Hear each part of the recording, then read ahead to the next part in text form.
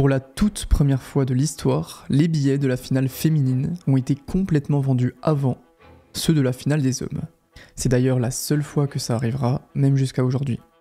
La raison de ça, c'est que le match du 9 septembre 2001 n'est pas un match comme les autres. C'est un match qui, pour la toute première fois dans l'histoire du tennis, oppose deux personnes de la même famille. Deux sœurs. Venus Williams, 21 ans, numéro 4 mondial, contre Serena Williams, 20 ans, numéro 10 mondial. Plus de 22 millions de personnes sont là, au stade ou devant leur télé, pour assister à la première finale en Grand Chelem de ces deux prodiges mondiales du tennis féminin, deux jeunes femmes noires dans un sport majoritairement blanc, sans aucune aide financière, le tennis étant pourtant un milieu extrêmement conservateur, joué principalement par des personnes avec des gros moyens. Deux enfants, partis de rien, si ce n'est un rêve, qui s'apprêtent à régner sans partage pendant les 2 prochaines décennies du tennis. C'est Serena, la plus petite, qui commence à servir, et le reste, ce n'est que de l'histoire.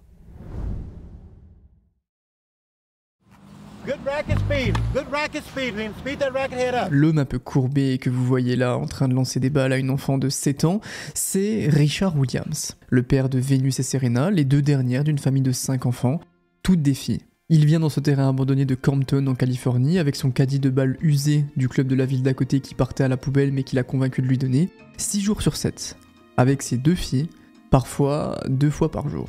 Pourquoi le tennis ? Parce que Richard a vu dans un magazine pendant le travail que les plus grandes joueuses de tennis gagnaient parfois 40 000 $ par tournoi, l'équivalent de son salaire annuel.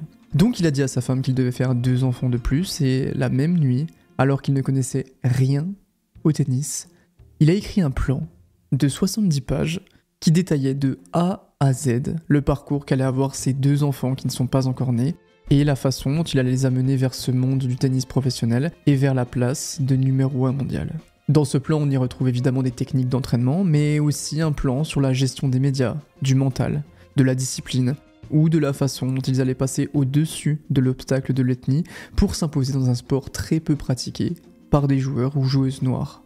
La première étape de son plan commençait tôt. Le plus tôt ces filles commençaient à jouer au tennis, le plus vite elles pourraient avoir une avance sur le reste des joueuses.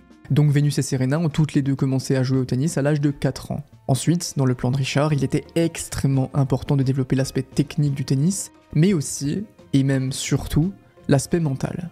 Savoir résister à la pression, ne jamais se laisser distraire par ce qu'il se passe autour de nous, et gérer les situations de stress. Très tôt, il devait donc mettre ses filles dans des situations difficiles, délicates à gérer, et leur apprendre à manager leurs émotions. Jusque-là, le plan est plutôt classique, mais vous allez voir que certains autres aspects sont beaucoup plus controversés, et ont suscité énormément de réactions. Avant la naissance de ses 2 filles, Richard Williams n'avait jamais touché une seule raquette de tennis. Il a tout appris dans des magazines, des livres et en regardant les joueurs à la télé. Il n'est jamais allé dans un club, n'a jamais eu d'entraîneur. C'est simplement un homme dit d'une intelligence supérieure qui a tout prévu lui-même. Depuis leurs 4 ans donc, Venus et Serena vont s'entraîner avec leur père sur leur terrain abandonné du coin. Il essaye de leur inculquer ce qu'il a appris dans les livres et qu'il a vu à la télé. Jouer avec du contrôle de balle, de la maîtrise, essayer d'être agressif et monter au filet pour finir le point. Il insistait aussi sur l'importance d'avoir des appuis ouverts. Au tennis, on peut soit garder les appuis en ligne pour frapper et utiliser la rotation du corps, être de profil en gros, ou utiliser des appuis droits, dits ouverts. L'idée étant de gagner du temps et d'avoir la possibilité d'utiliser la force dans les hanches pour créer de la vitesse. C'est ce qui fera le style assez atypique des 2 sœurs Williams tout au long de leur carrière. Elles jouent énormément avec un style de jeu ouvert. La petite star du groupe, c'est Venus, la plus grande. Un style de jeu extrêmement solide, très peu de fautes, de l'agressivité. C'est elle que Richard va propulser au devant de la scène en la filmant, en la présentant aux différents coachs de la région pour essayer d'obtenir les services d'un entraîneur qui accepterait de l'entraîner gratuitement, car il aurait deviné son potentiel. Mais personne ne croit au projet fou de ce père de 2 jeunes filles qui vient crier sous toutes les portes qu'elles deviendront toutes les 2 numéro 1 mondiale. Donc Richard emmène Venus faire les tournois juniors de la région de Californie. En quelques mois, elle devient numéro 1 dans la catégorie moins de 12 ans, avec un joli tableau de 63 victoires pour 0 défaite. Des coachs commencent à taper à la porte, mais Richard Williams les rejette tous. Selon lui, tous ces coachs sont obsédés uniquement par une chose, l'argent, et il voit Venus et Serena uniquement comme des vaches à lait, desquelles on pourrait extraire beaucoup d'argent. Venus a maintenant 12 ans et il faut trouver un coach. Le temps presse. Si Vénus ne veut pas se faire dépasser, elle ne peut plus s'entraîner dans un terrain vague avec des balles de la poubelle. Elle doit rejoindre une infrastructure, être aidée par les meilleurs au monde et s'entraîner avec les jeunes espoirs les plus prometteurs du monde. Et c'est comme ça que Richard Williams repère un coach très connu à l'époque aux États-Unis, Rick Massey. Rick Massey, c'est l'entraîneur de Jennifer Capriati, le plus grand espoir féminin des années 1990. C'est également le coach d'Andy Roddick, jeune espoir qui a le potentiel d'aller remporter des grands chelems. Il a un grand complexe de tennis en Floride et il est considéré comme le meilleur coach des États-Unis à cette époque. Grâce aux lettres de Richard Williams, Rick Massey accepte de prendre l'avion pour venir à Compton regarder jouer les soi-disant 2 futurs numéro 1 mondial du tennis. Ce qui est très habituel, car un coach de cette envergure ne se déplace quasiment jamais. Lors de son arrivée à Compton, sur le terrain vague, il est complètement impressionné par le niveau technique et physique de Serena et Vénus. À la fin de la séance, Rick Massey, subjugué, va voir Richard Williams en lui disant qu'il avait très sûrement le prochain Michael Jordan avec lui, en parlant de Vénus. La réponse de Richard est légendaire. I got me the next two. De retour de Compton, Rick Massey va prendre un pari absolument fou pour un coach aussi réputé qui a accès aux meilleurs espoirs de la planète. Il accepte d'entraîner Vénus et Serena gratuitement, de faire venir l'entièreté de la famille et de leur prêter une maison en Floride, dans le seul espoir de les faire devenir professionnels et de toucher un pourcentage de leurs revenus de tournoi dans l'optique où elles arrivent à en générer. Sauf qu'il faut comprendre une chose, le tennis est un sport pour lequel il est extrêmement difficile de gagner sa vie, surtout dans le circuit féminin, et encore plus dans les années 2000. Dans le foot, on estime qu'il y a environ 130 joueurs professionnels dans le monde qui peuvent gagner leur vie grâce à leur sport. Dans le basket, environ 50 000. Dans le tennis, seulement les joueurs classés dans le top, 150 mondial, peuvent confortablement et de manière stable générer des revenus. Ce qui fait maximum 300 places, hommes et femmes compris. Rick Massey prend donc un pari absolument fou de penser que Serena et Williams peuvent toutes les deux devenir professionnelles et régner sur leur discipline. Un pari avec une cote qui va encore plus diminuer au moment où la famille Williams au complet débarque en Floride, clause imposée par Richard dans leur accord et où Rick découvre le secret que Richard lui avait caché depuis le début. Quand Vénus et Serena arrivent en Floride pour commencer l'entraînement, Rick Massey va voir Williams pour lui parler du calendrier de tournois jeunes. Avant de passer par le circuit professionnel, tous les jeunes joueurs doivent faire le tour du pays pour jouer les tournois les plus prestigieux.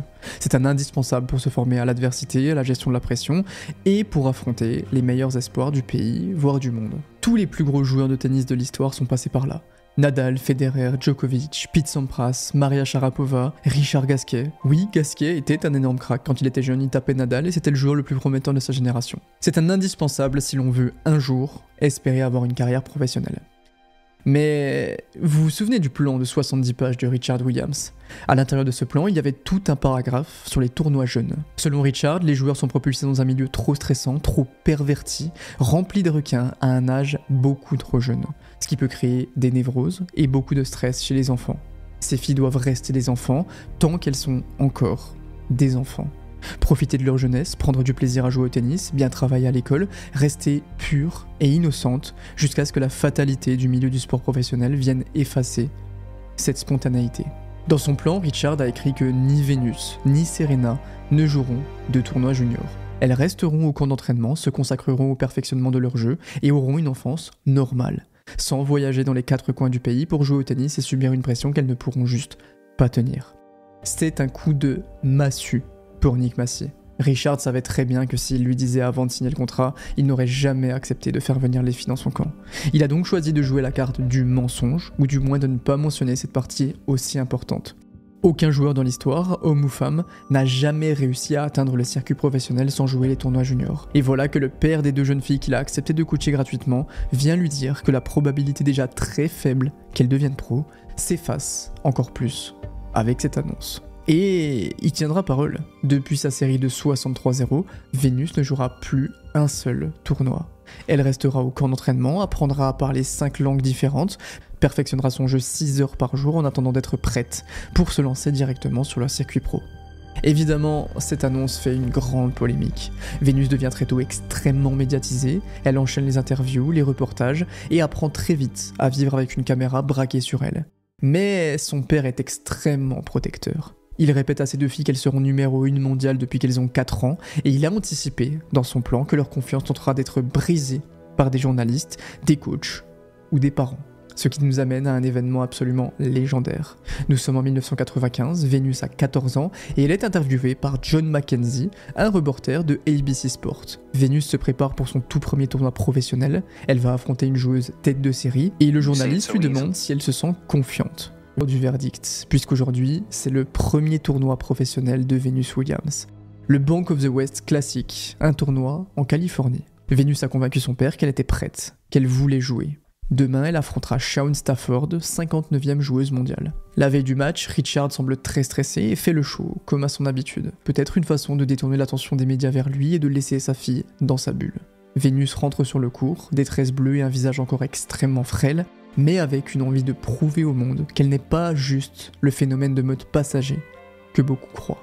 Les premiers jeux sont très compliqués, on sent Venus stressée, elle fait des doubles fautes, elle a du mal à relâcher son jeu et elle perd rapidement 3-0 dans le premier set. Puis, petit à petit, elle se libère. Son poignet est plus libre, elle est plus détendue, elle commence à jouer son jeu et à mettre son adversaire en grande difficulté.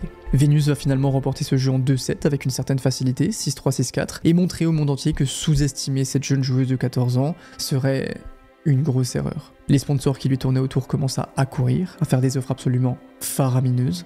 Nike, Adidas, Reebok lui proposent tous des contrats de plusieurs années à plusieurs millions de dollars. Mais pour l'instant, Richard refuse tout. C'est trop tôt pour lâcher sa fille dans le milieu des marques et du sponsoring. Elle n'a encore fait qu'un seul match sur le circuit professionnel. Et d'ailleurs, demain, c'est le deuxième tour. Venus hérite du pire tirage possible.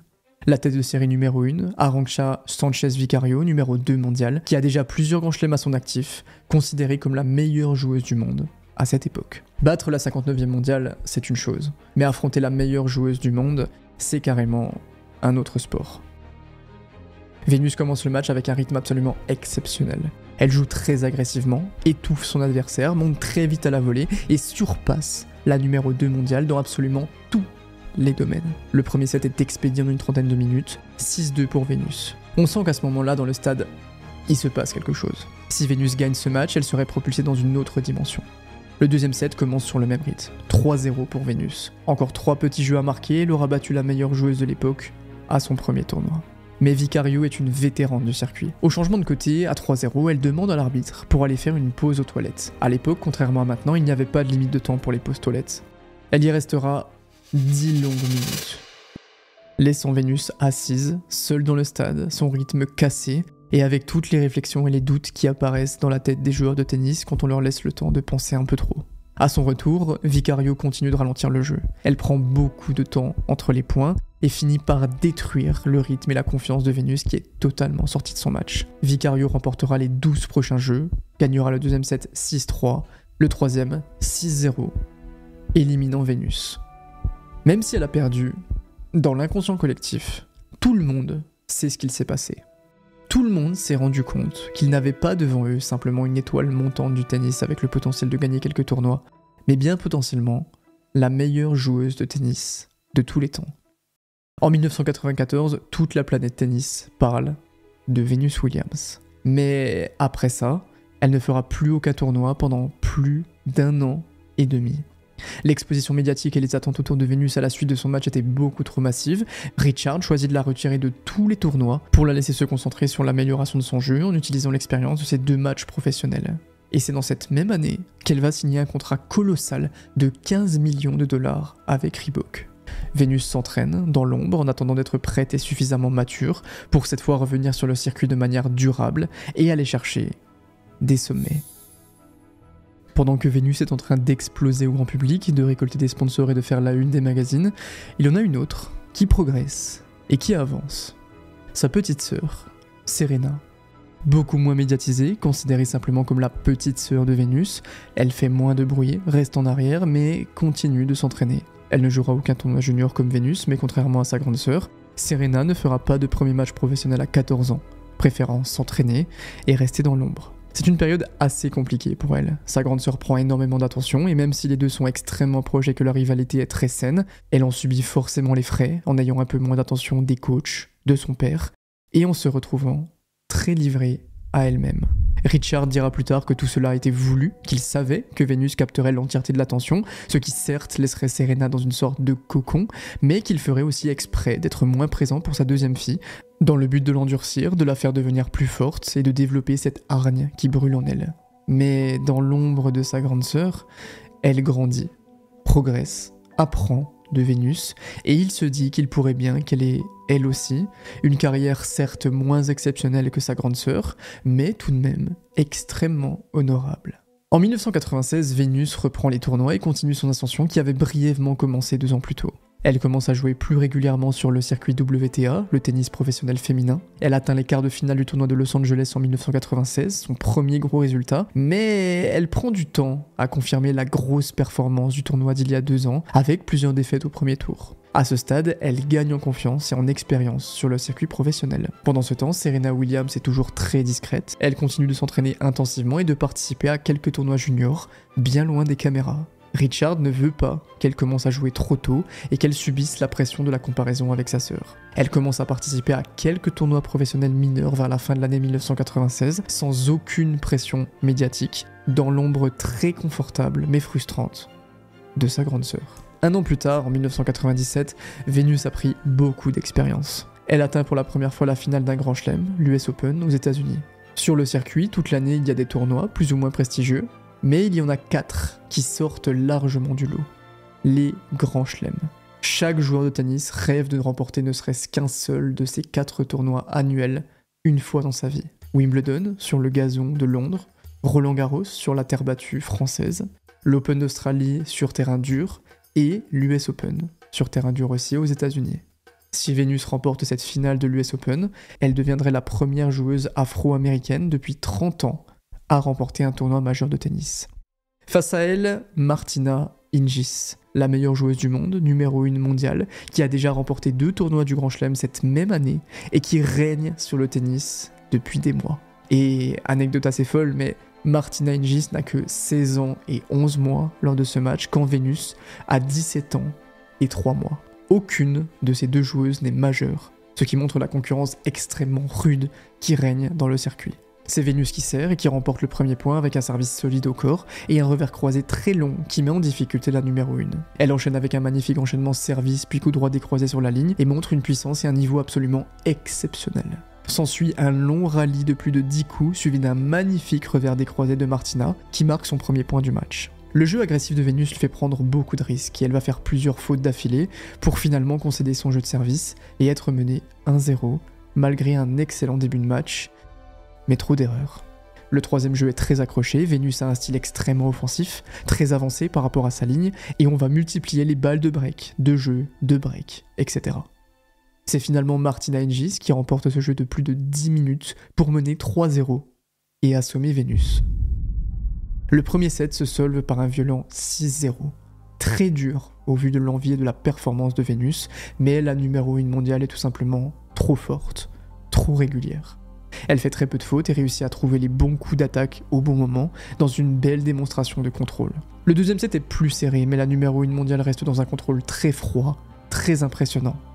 Vénus s'inclinera 6-0 et 6-4 pour la première finale de Grand Chelem de sa carrière, dans un match pourtant de grande qualité qui confirme la domination de Martina Hingis sur le tennis féminin, mais qui prouve aussi le potentiel absolument astronomique de Venus Williams si elle parvient à canaliser son jeu, à faire un petit peu moins de fautes et à gérer correctement les points importants. Pendant cette même année 1997, la petite sœur Serena fait elle aussi ses débuts dans le circuit professionnel. Des débuts plus timides dans des plus petits tournois marqués par beaucoup de défaites, mais quelques experts commencent à se demander si finalement Richard Williams n'avait pas élevé 2 prodiges du tennis. 1998 est une année de transition. Vénus progresse, devient plus solide, atteint les quarts de finale de l'Open d'Australie et rentre dans le cercle des meilleures joueuses du monde, même s'il lui manque toujours un petit quelque chose pour atteindre les plus hauts sommets. Serena, elle, fait de plus en plus parler d'elle.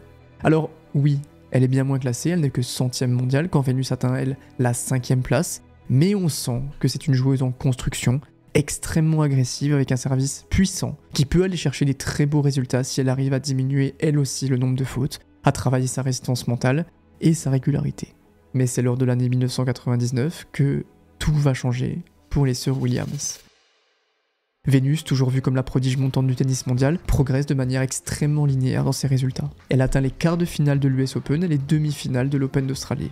Et Serena, 17 ans à l'époque, vit sa 3e année sur le circuit professionnel. Elle commence l'année 1999 à la 100e place mondiale. Au mois de mars, elle va remporter son premier tournoi pro, l'Open Gaz de France, contre une jeune espoir française, Amélie Mauresmo. Quelques semaines plus tard seulement, à Indian Wells aux États-Unis, l'un des tournois les plus prestigieux au monde hors Grand Chelem, elle s'impose en éliminant plusieurs joueuses du top 10 mondial et en sortant en finale Steffi Graf, légende absolue de son sport, qui a dominé le tennis féminin pendant la dernière décennie.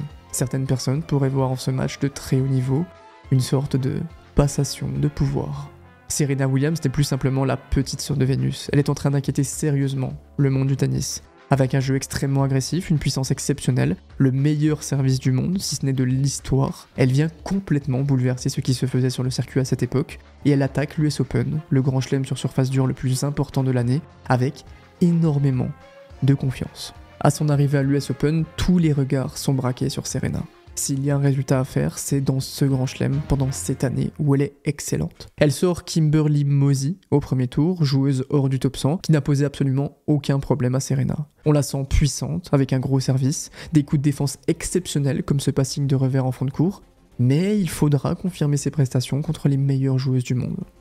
Elle fait ensuite un deuxième tour de très haut niveau contre Jelena Kostanić, numéro 95 mondial, qu'elle balaye 6-0, 6-3, sans aucun problème. C'est au 3e tour que le tournoi va vraiment commencer pour Serena. Elle se retrouve face à Clijsters, 27e mondial, grand espoir du tennis féminin. Le match commence difficilement pour Serena. Clijsters contre son jeu agressif en jouant très bombé, avec beaucoup d'effets, forçant Serena à faire le jeu elle-même ou à monter au filet sans en avoir envie. Elle va perdre le premier set 6-4, ne trouvant aucune solution. Et progressivement, elle va trouver les failles.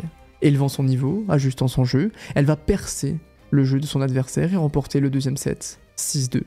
On sent d'ailleurs que les deux joueuses sont très jeunes et ont très peu d'expérience, comme sur ce point où Clijsters arrête de jouer car elle croit que la balle est faute alors qu'elle est bien sur la ligne, concédant son jeu de service gratuitement. Dans un 3e set très tendu et de très haut niveau, c'est Serena qui va s'en sortir 7-5 grâce à une première balle de service et à une volée extrêmement solide pour se qualifier très difficilement vers les 8e de finale. Le niveau hausse encore d'un cran. Conchita Martinez, 8e mondiale, qui a déjà gagné Wimbledon, vient défier Serena. Le premier set tourne à l'avantage de la 8e mondiale, qui propose un jeu extrêmement propre et qui pousse Serena à la faute. Mais la jeune joueuse est en mission. Plus solide, plus puissante, plus maligne que son adversaire, elle remonte le score avec des coups gagnants absolument exceptionnels pour inverser le cours du match, remporter le deuxième set et emmener son adversaire vers une 3e manche qui sera décisive. Le 3e set ne sera pas le combat attendu, tant la démonstration de force de Serena est impressionnante. Elle s'imposera 6-2 en finissant par ce boulet de canon sur le T pour rejoindre les quarts de finale. En quart de finale, c'est une autre joueuse du top 10 qui l'attend. Monica Seles, 6e mondiale, ancienne numéro 1 et multiple vainqueuse de Grand Chelem. Encore une fois, Serena est dominée dans le premier set, qu'elle perd 6-4. Mais, encore une fois, elle trouve les ressources pour arracher un 3e set, remportant 6-3 à la deuxième manche. Et comme face à Conchita Martinez au tour d'avant, Serena semble bien au-dessus de ses adversaires physiquement. Elle ne baisse pas de rythme, reste concentrée, ne semble pas subir la pression, et va se qualifier pour le dernier carré en remportant le dernier set 6-2. Nous sommes le mercredi de la 2e semaine de Wimbledon. Il ne reste que 4 joueuses qui peuvent prétendre à la victoire finale. Serena, qui a eu un parcours très compliqué, pas avantagée par le tirage au sort, mais qui s'en est toujours sortie. Vénus, sa grande sœur, numéro 3 mondiale, qui semble survoler le tournoi. Elle n'a pas perdu un seul set, a complètement dominé toutes ses adversaires et semble être la joueuse la plus solide pour aller chercher la victoire. De l'autre côté, on a Lindsay Davenport, numéro 2 mondiale, tenante du titre de l'US Open, joueuse extrêmement solide, en pleine forme pendant ce tournoi. Et la 4e joueuse, vous la connaissez déjà, Martina Hingis, toujours numéro 1 mondiale, tombeuse de Vénus dans la finale de 97, qui règne en maître sur le tennis depuis maintenant plusieurs années. Le tirage au sort ne fait pas s'affronter les deux sœurs lors de la demi-finale, ce qui aurait été extrêmement cruel. Serena hérite de Davenport, la numéro 2, et Vénus a le défi de faire tomber la meilleure joueuse du monde pour potentiellement rejoindre sa sœur dans une finale qui serait légendaire. Vénus a évolué, son jeu est devenu bien plus solide, elle a une meilleure compréhension, des changements de rythme et plus de régularité. Et ça se sent dans le début de match qu'elle propose face à Hingis. Elle frappe fort, trouve les bons angles, monte et finit le point au filet. Elle commence très fort sur le service de son adversaire et mène 0-30 comme il y a 2 ans. Mais comme il y a 2 ans, la numéro 1 est trop forte. Elle trouve des coups d'attaque absolument exceptionnels, des magnifiques changements de rythme, et remporte le premier set dans un match d'un niveau colossal. Malgré un deuxième set remporté 6-4, Venus s'incline encore contre Martina Hingis, 6-3 dans le troisième set, faisant de la numéro 1 mondiale sa bête noire et sortant de l'US Open, où il ne reste plus qu'une sœur Williams qui peut prétendre aller jusqu'au bout. La demi-finale de Serena est une démonstration de la cadette de la famille. Le match est serré, mais Serena remporte les points importants, domine mentalement la tenante du titre pour s'imposer en 2-7 et aller défier Martina Hingis pour tenter de venir venger sa grande sœur.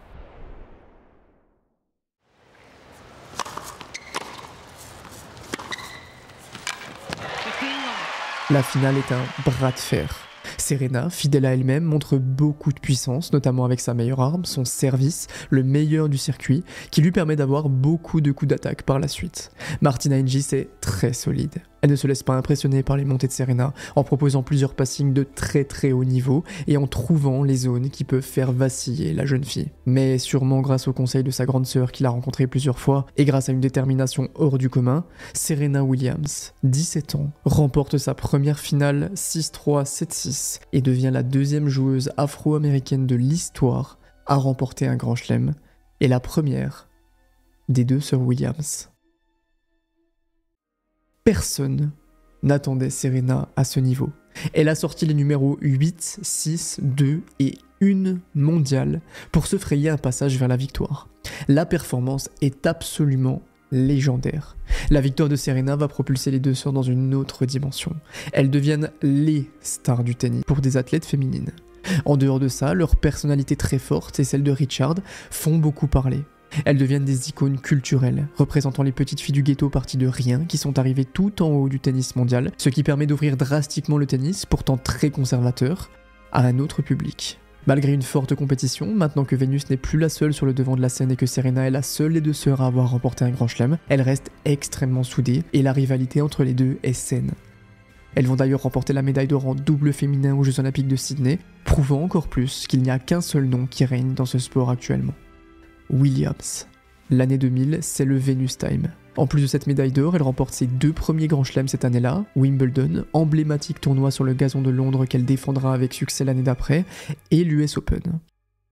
Nous sommes maintenant à l'US Open de 2001, avec une Venus ultra dominante, et Serena toujours très forte, mais quelque peu freinée par ses blessures. Les deux sœurs traversent le tableau sans encombre. Venus sort en demi-finale Jennifer Capriati, grand nom de l'époque, et Serena sort Lindsay Davenport, puis Martina Hingis, en souvenir de l'US Open qu'elle avait remporté quelques années plus tôt.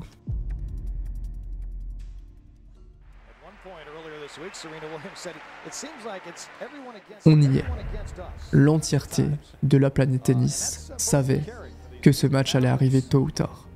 Deux sœurs, parties de rien, avec un père extrêmement extravagant et une histoire totalement atypique, qui n'ont pas joué un seul tournoi junior, qui ont grandi dans le ghetto d'une ville dangereuse des États-Unis et qui s'entraînaient dans le terrain abandonné du coin avec des balles de la poubelle sous la pluie, se retrouvent en finale du plus grand tournoi de tennis de la planète.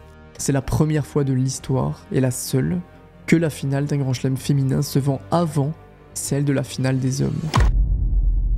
Plus de 22 millions de personnes sont là pour assister à ce match légendaire. Serena sert, Venus reçoit. Et dès le premier point, on sent l'intensité dans les frappes. Ces deux-là se connaissent par cœur. Serena sait qu'elle va devoir prendre des risques, jouer agressif et rentrer fort dans le court si elle veut déborder sa sœur, et c'est ce qu'elle fait, avec ce premier point. Elle remporte ensuite le deuxième point de la même manière et le schéma commence à s'écrire. Serena attaque, monte au filet, et Venus contre et tient sa ligne de fond. Mais on sent que la cadette veut en faire beaucoup, peut-être un peu trop. Venus la pousse à la faute en tenant l'échange le plus possible jusqu'à ce que Serena frappe un peu trop fort, un peu trop loin. Malgré des points d'attaque magnifiques de la part de Serena, c'est Venus qui prend le large et qui va remporter ce premier set 6-2 sans grande difficulté, simplement en faisant déjouer sa petite sœur. Mais on sent que Venus est au-dessus par l'expérience, mais que Serena a quelque chose en plus. Les points d'attaque sont d'une puissance et d'une précision exceptionnelles. Et quand cette joueuse arrivera à parfaitement se calibrer, elle sera très difficile à arrêter. Au deuxième set, les deux joueuses se rendent coup pour coup, sous les yeux de la maman qui ne prend pas parti et n'applaudit aucun des points. Venus prend le large, mène 2-0. Puis Serena revient à 2-2. Puis 3-3. Puis grâce à ce service exceptionnel, Serena prend l'avantage, 4-3, pas loin d'emmener sa grande sœur dans une troisième manche. Le point qui suit est monumental. Les deux joueuses enchaînent une série de diagonales revers d'une puissance monstrueuse, puis Serena essaye de déborder Vénus.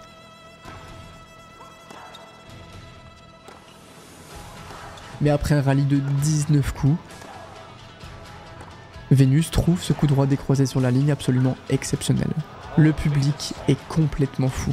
Serena essaie de se rassurer et de reprendre confiance en montant au filet, mais Vénus est trop forte, trop solide.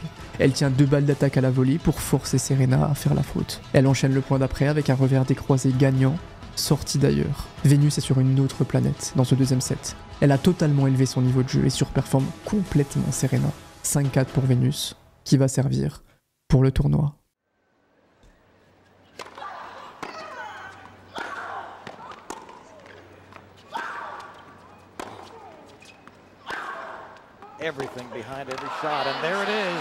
Et sur cette énième faute de Serena, qui en lâchera sa raquette, et avec énormément de retenue, Vénus remporte ce premier grand chelem entre les deux sœurs, dans une finale légendaire.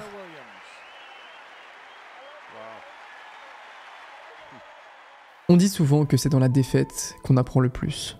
Pour Serena, perdre contre sa grande sœur a été un moment dramatique. Dans ce genre de situation, on a 2 choix. Sombrer, ou trouver ce qu'il faut au plus profond de soi pour revenir plus fort et se servir de cette expérience. L'année d'après, Serena remportera 3 tournois du Grand Chelem sur 4, les 3 face à Vénus. Roland Garros 2002, Wimbledon 2002, l'US Open 2002 et l'Open d'Australie 2003, toutes remportées par Serena. L'année 2003 est encore plus impressionnante. Serena remporte le Serena Slam, les 4 tournois majeurs du Grand Chelem pendant la même année, trônant à la place de numéro 1 mondial. Vénus enchaînera les bonnes prestations, mais sa sœur la prive de beaucoup de victoires en Grand Chelem. Elle parviendra quand même à la battre à la finale de Wimbledon 2008, l'une des rares fois où elle arrivera à dominer sa petite sœur en Grand Chelem. Serena va régner sur le tennis mondial de 2001 à 2017, remportant 23 tournois du Grand Chelem, le record de l'Air Open et 4 médailles olympiques. Elle est considérée à l'unanimité comme la plus grande joueuse de tennis de l'histoire, fait très rare quand on voit les débats qui règnent dans la plupart des sports. Vénus, quant à elle, remportera 7 titres du Grand Chelem, mais devra faire une pause dans sa carrière en 2011 à cause de problèmes de santé, même si elle continuera quand même à rester très compétitive. On parle quand même d'une domination sans aucune concurrence pendant presque 20 ans, de 2 sœurs, parties de 0, si ce n'est d'un plan, de quelques dizaines de pages, créé par un homme qui avait un rêve. Ce rêve, c'était de fabriquer les 2 nouvelles Michael Jordan du tennis. Et il a fait mieux. Il a créé Vénus et Serena Williams.